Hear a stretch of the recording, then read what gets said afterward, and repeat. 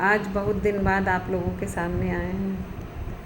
कई लोगों ने हमें सलाह दी कि ऐसे बोलिए, इस तरीके से अपनी कविताएं प्रस्तुत करिए, पर मौलिकता ही होती है। जैसे भी आपको आता है वैसे ही प्रस्तुत करिए। बहुत ज़्यादा उसको रचने के चक्कर में कविता का मूल रूप चला जाता है। कुछ दिनों पहले मैंने एक कविता लिखी थी जो एक शिक्षक से संबंधित है और शिक्षक के अच्छे चरित्र को उजागर करती है। हमारे घर मिलने आए थे और निमंत्रण पत्र अपने भाई की शादी का देने आए थे।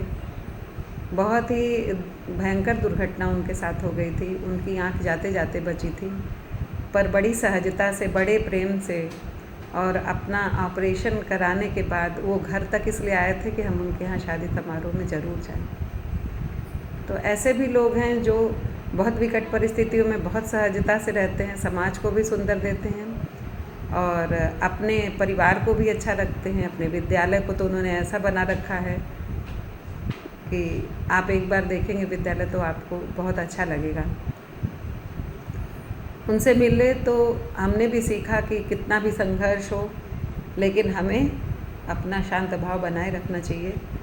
तो आइए सुनते हैं कविता जो मेरी है, ज़्यादा ना कहते हुए उनके बारे में। शिक्षक। अच्छाई से मिले मन खुश हुआ, सकारात्मक भाव बड़े हम जी उठे। देखते रह गए अच्छाई, देखते रह गए अच्छाई। विनम्रता से सुन रहे थे मेरी सारी बातें, कभी कभी हल्की मुस्कुराहट के साथ, और बता रहे थे अपने झंझावात। सरलता से, सहजता से सिर झुकाए।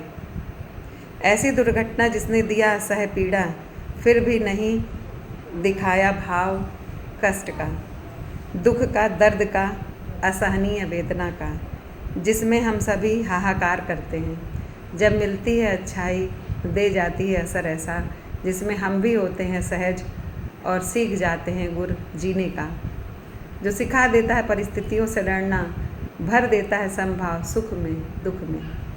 अच्छाई एक पल में सिखा देती है गीता का वह ज्ञान, जिसे कृष्ण ने दिया था अर्जुन को। समझाते रहे ज्ञान, पर बहुत बार नहीं उठा पाता हमको ज्ञान ऊपर, नहीं सुलझा पाता हमको, नहीं राह दिखा पाता हमको, जो एक शरीफ इंसान सिखा देता है। वही शिक्षक है विद्यार्थी का, वही शिक्षक है समाज का, वही चेतना है राष्ट्र की, वही चेतना है राष्ट्र की।